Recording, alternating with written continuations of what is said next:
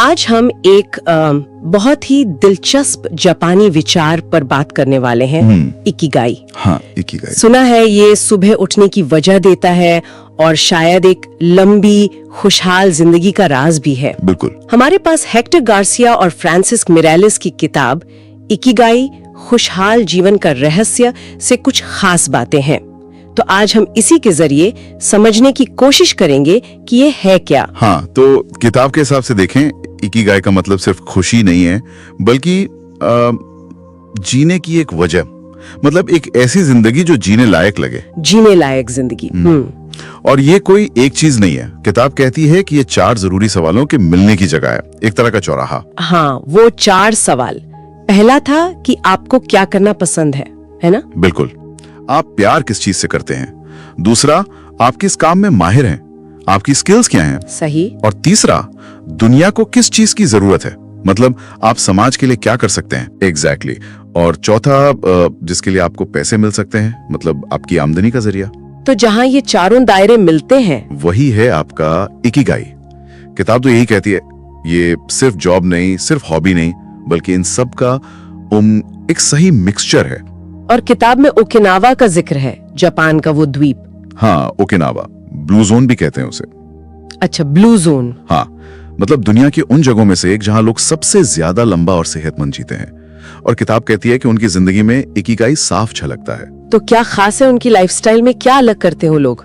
कई चीजें हैं, जैसे उनका खाना पीना बहुत सादा, ज्यादातर पौधा आधारित। मतलब सब्जियां, फल। हाँ, खूब सारी सब्जियां, टोफू बहुत खाते हैं, थोड़ी मछली और ग्रीन टी तो है ही। प्रोसेस्ड फूड, भारी खाना, वो सब कम।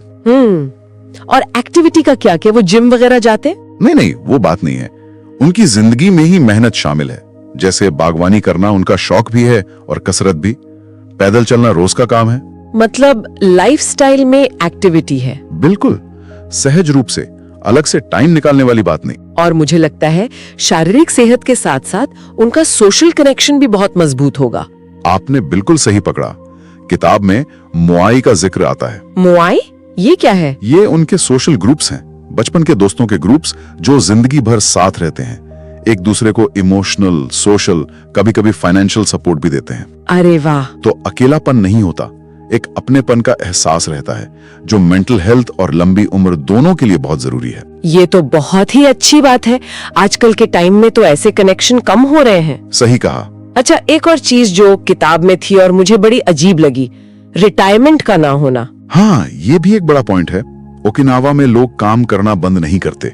हाँ, शायद भारी मेहनत वाला काम छोड़ दें, पर कुछ न कुछ करते रहते हैं। मतलब एक्टिव रहते हैं। समुदाय से जुड़े रहते हैं। वो 60-65 के बाद जिंदगी को खत्म नहीं मानते, एक मकसद बना रहता है और वो उन्हें बिजी और मतलब उपयोगी महसूस कराता है। उद्देश्य और सक्रियता। तो क्या यही वो फ्लो वाली बात से जुड़ा है? किताब में फ्लो का भी जिक्र है। हाँ, फ्लो बिल्कुल जुड़ा है।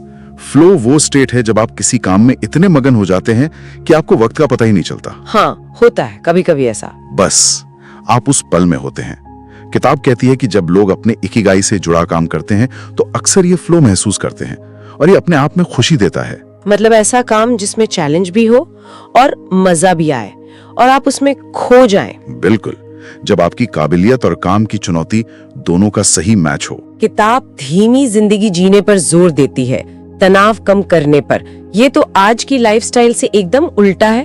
हाँ बिल्कुल, इकिगाई का मतलब हड़बड़ी या मल्टीटास्किंग नहीं है। सुकून से काम करना, ध्यान से करना, प्रकृति से जुड़ना, छोटी खुशियों को एंजॉय करना। स्ट्रेस तो लंबी उम्र का दुश्मन है ही। ओकिनावा के लोग ये समझते हैं। तो ये सिर्फ काम या पैसा नहीं, जीने का एक तरीका है।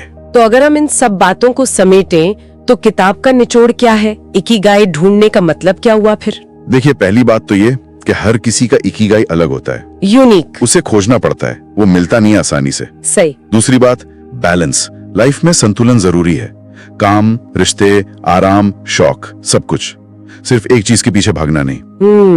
संतुलन। तीसरा, वो रिटायरमेंट वाली बात, मतलब उम्र के किसी पड़ाव पर रुकना नहीं है, एक्टिव रहना है, उपयोगी बने रहना है। और चौथा, सादगी, सादा जीवन, सादा खाना पर गहरे रिश्ते, रोज की छोटी मोटी एक्टिविटी, ये सब मिलके ही एक मीनिंगफुल लाइफ बनाते हैं। तो ये सिर्फ करियर एडवाइस नहीं है, ये तो जीने का एक पूरा फलसफा है रोज के कामों को एक बड़े मकसद से जोड़ना। बिल्कुल। और किताब आखिर में एक सवाल छोड़ती है सोचने के लिए क्या? कि क्या ये 4 दायरे पसंद, हुनर, जरूरत और पैसा, इन पर सोचना सिर्फ एक अच्छी नौकरी ढूंढने की कवायद है, या फिर ये अपनी जिंदगी को ज्यादा उद्देश्यपूर्ण और खुशहाल बनाने का एक नक्शा तैयार करने जैसा है? ये सोचने वाली बात है। शायद ये एक नक्शा ही है जिसे हमें खुद बनाना है।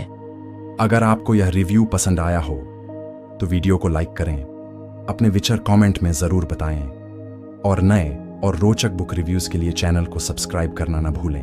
पढ़ते रहिए, सीखते रहिए, क्योंकि हर किताब एक नई दुनिया का दरवाजा है।